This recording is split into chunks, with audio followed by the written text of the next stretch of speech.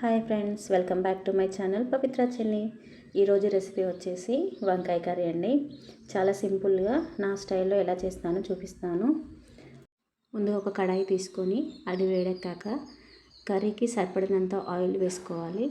Oil heat ఎక్కాక కొంచెం జీలకర్ర, ఒక ఎండుమిర్చి, 5-6 పచ్చిమిర్చి సన్నగా కట్ చేసుకొని వేసుకోవాలి. ఈ కర్రీలో పచ్చిమిర్చి వేస్తేనే బాగుంటుందండి.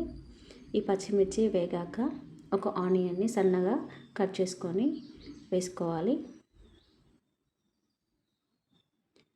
ఆనియన్స్ కూడా ఫ్రై అయ్యాక కొంచెం కొత్తిమీర వేసుకొని ఒక హాఫ్ మినిట్ కలుపుకోవాలి.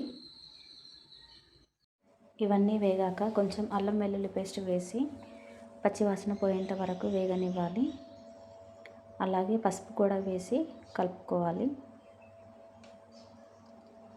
ముందుగా కట్ చేసి పెట్టుకున్న వంకాయలను ఈ పోపులో వేసి ఒక 1 మినిట్ అలా కలుపుకొని మూత పెట్టుకొని పక్కకు పెట్టుకోవాలి.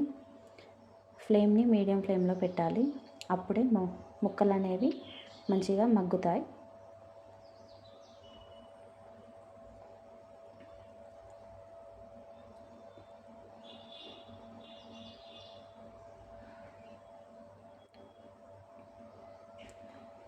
చూడండి ఎలా మగ్గాయో. ఇలా మగ్గాక కొంచెం మనకు రుచికి సరిపడినంత సాల్ట్ వేసి ఒకసారి కలుపుకొని మళ్ళీ మూత పెట్టుకొని ఒక 5 మినిట్స్ అలా మీడియం ఫ్లేమ్ మీద ఉడకనివ్వాలి.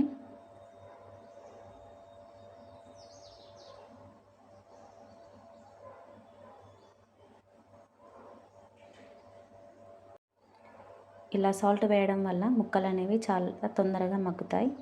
చూడండి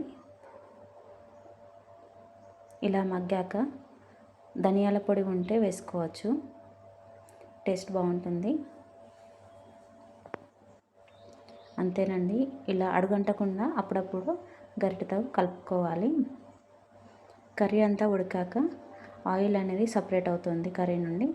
చూడండి ఒకసారి. ఆయిల్ సపరేట్ అవుతే కర్రీ అయిపోయినట్లేనండి. అంతేనండి, చాలా సింపుల్గా చేసుకోవచ్చు, చాలా బాగుంటుంది.